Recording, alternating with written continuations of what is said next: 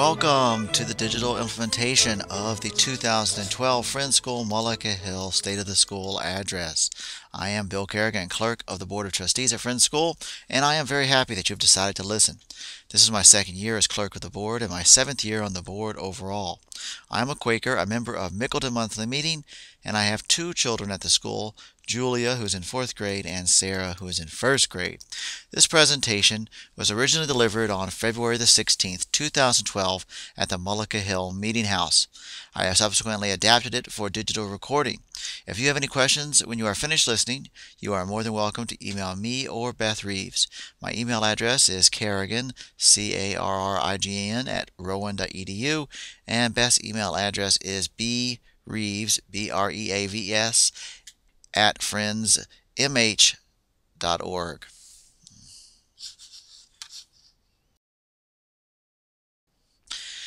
The Board of Trustees at Friends School Mullica Hill is a self-perpetuating group charged with the governance and high-level oversight of the school.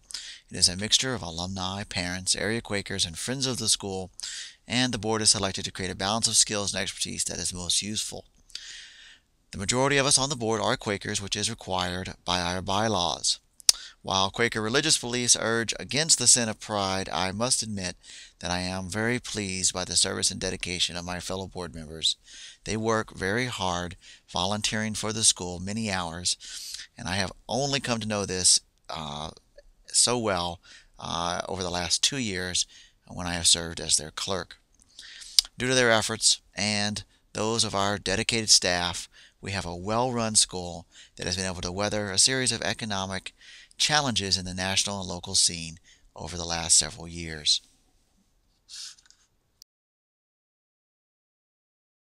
In addition to our ongoing responsibilities such as financial oversight, the board approves a series of specific goals each academic year. This year we have 5 goals, as you can see on this slide. The first goal, to grow the annual fund by 20%, we are doing well on. We are ahead of schedule from last year, although we have a lot of work to do to reach our goal by the end of this academic year. On the second goal, to assess the school's academic space and facilities needs, we are doing that with architect Jim Bradbury.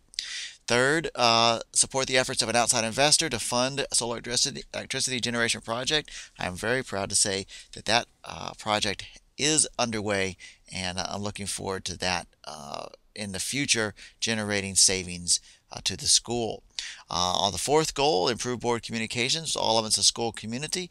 This digital presentation is one element of that. There are many others as well that we have attempted this year.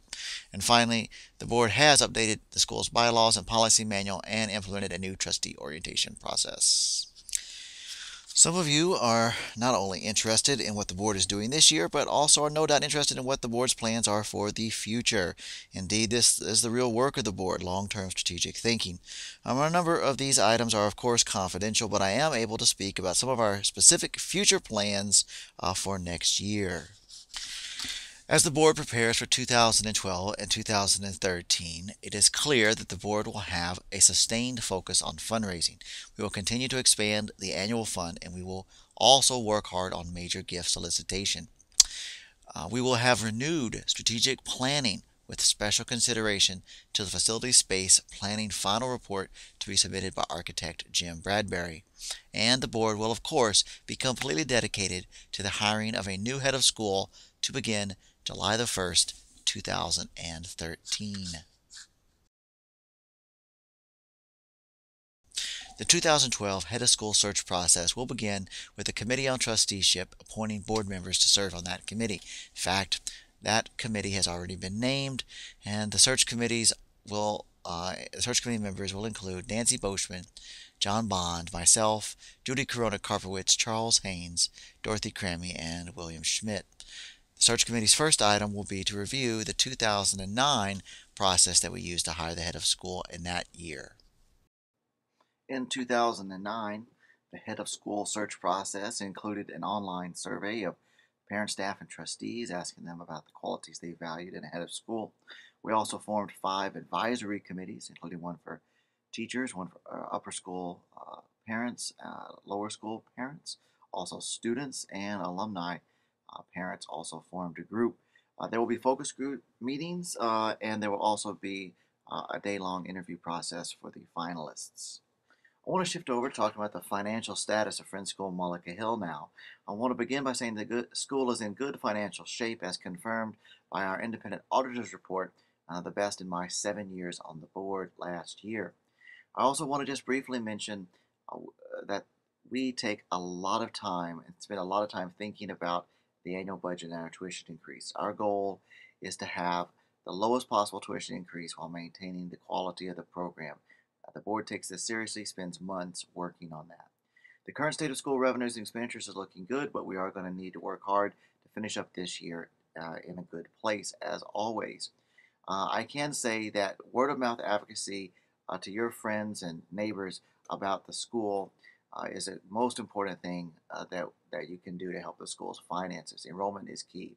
Also, of course, I would like to just mention that the annual fund is a critical aspect of our annual budget, and I hope you will support it this year. Finally, I just want to end briefly with why I volunteer.